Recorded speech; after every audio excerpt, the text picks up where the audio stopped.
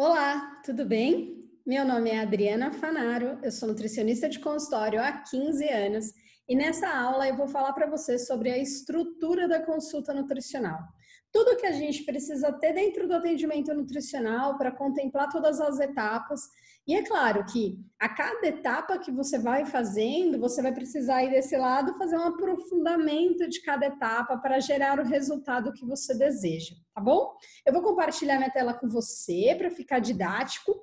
Então vamos lá. A consulta nutricional, ela tem 4 etapas, né? Então, a anamnese, antropometria, consumo alimentar e o plano alimentar, que tinha faltado aqui. Então, essa é a estrutura básica da nossa consulta nutricional, tá? Então, anamnese, antropometria, consumo e plano. É preciso que você faça as 4 etapas, tá bom? Então, independente se o seu atendimento é no SUS. Peraí. Isso. Se o seu atendimento é no SUS ou é em consulta particular, tá? Ou particular. Então, ou se é convênio, né? SUS que eu estou dizendo, convênio médico. Então, se é convênio, ou se você faz no SUS, que o atendimento, a diferença deles realmente é o tempo de consulta, né? Então, o tempo o tempo que você tem para fazer a consulta, num atendimento particular, em geral, a gente tem aí 60 a 90 minutos para fazer esse atendimento. No SUS ou em convênio médico, a gente tem aí uns 30 minutos. Mas o que eu quero te dizer, que é importante que você saiba, é que as 4 etapas da consulta nutricional, elas precisam estar inseridas, tá bom? Então, independente se você vai fazer no SUS ou na consulta particular, sempre com as 4 etapas. Bom, o que vai diferir? Deixa eu até interromper aqui para falar direitinho com você. O que vai diferir fazer no SUS ou fazer na consulta particular?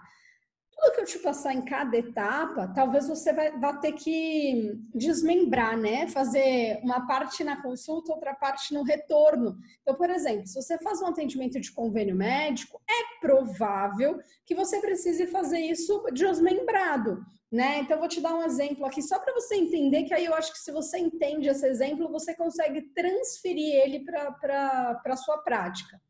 Então, no caso da anamnese, por exemplo, você pode fazer o exame físico no retorno, ao invés de fazer na primeira consulta, né? Então, aí é como se você desmembrasse ela, porque realmente você não tem todo o tempo para fazer tudo dentro de uma consulta só. Isso não tem problema nenhum, você vai ver o paciente de novo, tá bom, gente?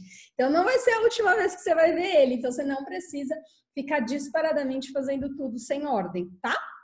Beleza, então aí, vamos para a anamnese. Então, se a gente estiver falando de anamnese, a gente está falando primeiramente de objetivo, né? Então, a primeira pergunta da anamnese, ela é o objetivo, é o que trouxe o paciente até lá, por que ele te procurou, o que ele está fazendo lá, né? Alinhar isso é muito importante, tá? Então, às vezes o paciente fala assim, eu vim aqui porque eu quero perder 10 quilos em um mês. Aí você pode dizer para ele, olha, a gente vai conseguir perder esse peso, mas talvez não nesse tempo, né? Então, alinhar o que ele está esperando, alinhar essa expectativa dele, que é importante, porque você imagina, se alguém vai buscar o A e encontra o B, cara, ele se frustra, você também se frustraria, entende? Então, esse primeiro momento é um momento real de alinhamento de expectativa, tá? Depois disso, a gente pode partir para histórico clínico.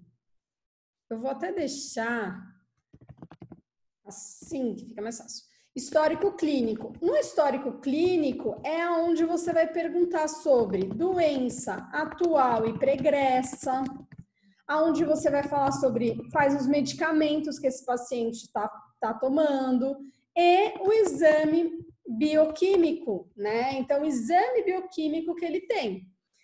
É claro, gente, que algumas vezes o paciente não tem isso super atual, tá bom? E aí ele ainda vai fazer, ou vai fazer só no outro ano, porque ele acabou de ir na ginecologista e não fez os exames, enfim. Então, o que eu acho é que, assim, a gente tem que reforçar, ainda mais se for um paciente diabético ou paciente com histórico de esteatose hepática, você reforça que ele precisa ir no médico para refazer os exames. Mas isso está longe de dizer que a sua prescrição dietética depende desse exame bioquímico, tudo bem? Ela não depende desse exame bioquímico. É interessante que o paciente faça, mas não é uma dependência, tá? Então, esse histórico clínico. Depois disso, atividade física. Então, entender, né? Entender se o paciente faz ou não essa atividade física. Sinais e sintomas, então a gente vem com a escala de Bristol. A escala de Bristol, procurem aí na internet mesmo, tá? Procurem assim, escala de Bristol, que é uma escala onde você vai avaliar as fezes do paciente. Aí você pode entregar ou mostrar para que ele possa te dizer aonde mais ou menos ele está ali dentro daquela escalinha de Bristol, tá bom? Aí a gente tem a escala de urina, que é uma escala de colorimetria. Ele consertou aqui, né? Colorimetria, isso, que é a escala da urina. Também a mesma coisa, que ela vai colocar ali a adequação da urina, né? Aonde que esse paciente está numa urina um pouco mais concentrada ou numa urina um pouco mais diluída, tá bom? É aqui também que a gente vai falar sobre o sono do paciente, sobre os desconfortos, se ele tem algum desconforto gástrico, né, pirose, azia, vômitos, empachamento, azia já falei, né? E a menstruação. Então, a menstruação também entra nesse lado aqui. Então, a menstruação também vai demandar nesse tópico, tá? Eu vou até fazer assim para mostrar para vocês que são tópicos mesmo, beleza? Na verdade, ó, a gente vai dividir a consulta em tópicos, né? A gente divide mesmo essa consulta em tópicos. Por quê? Porque fica mais fácil, né, gente? Fica mais didático para o paciente, né? Ele entende que você está fazendo ali, tá fazendo uma anamnese, é uma grande pesquisa, né? Eu posso dizer assim. Então, é uma grande pesquisa mesmo sobre o seu paciente, sobre quem é ele e sobre o que você pode perguntar em cada etapa, tá bom? E a última etapa da nossa anamnese é o exame físico, que é onde a gente tem, né, unhas, cabelos, pele, tá? Então, assim, essa é a última etapa. Aí você vai falar assim, mas Adriana, e, por exemplo, deixa eu ver o que vocês sempre me perguntam.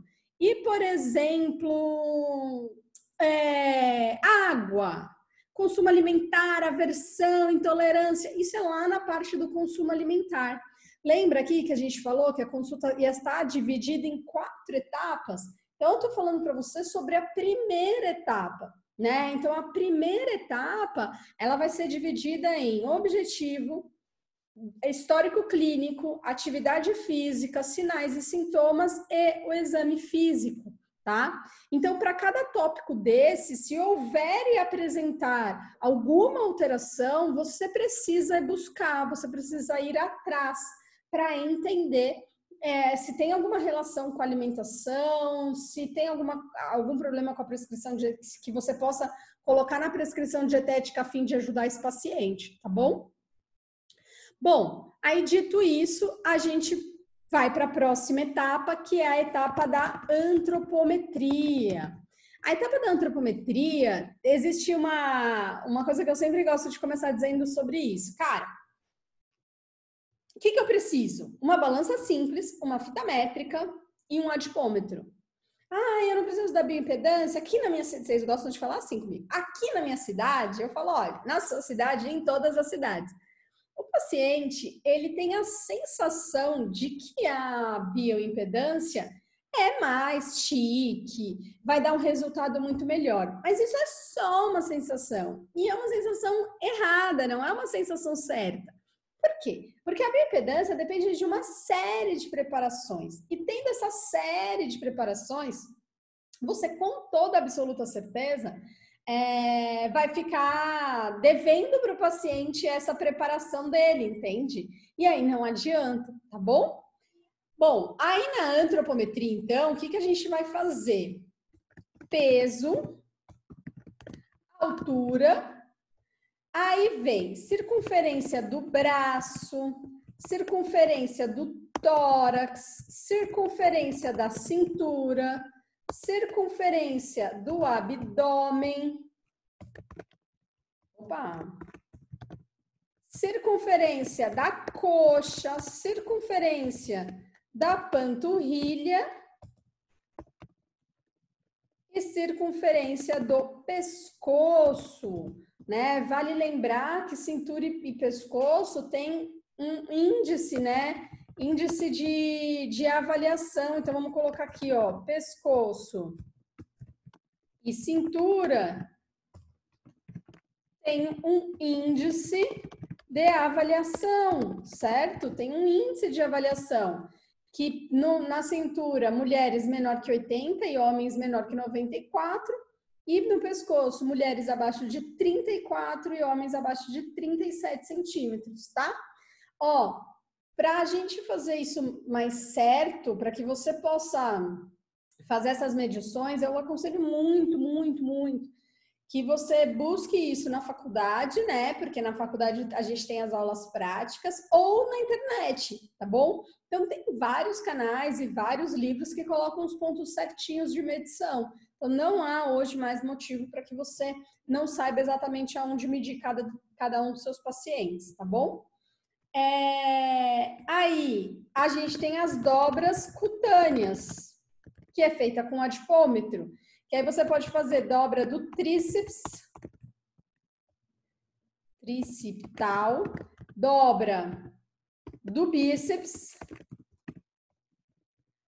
dobra da coxa, dobra da panturrilha, dobra da supra-ilíaca, dobra da axilar média,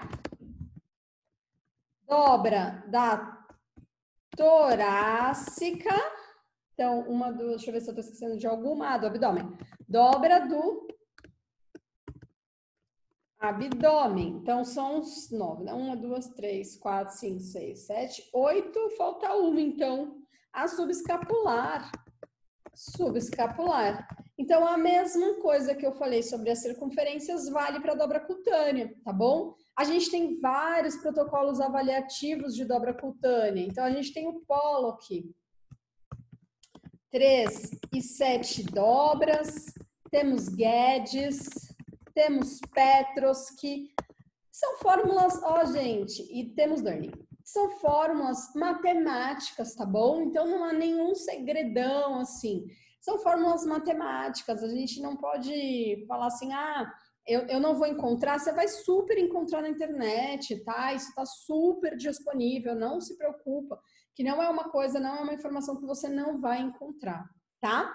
Então, aí, a gente finaliza a anamnese e a antropometria, né? Você já tem aí os dados para fazer tanto a anamnese quanto a antropometria. E aí eu vou encerrar esse vídeo, vou fazer um outro com consumo e plano alimentar, para esse não ficar muito longo, tá bom? Um beijo para você e tchau, tchau!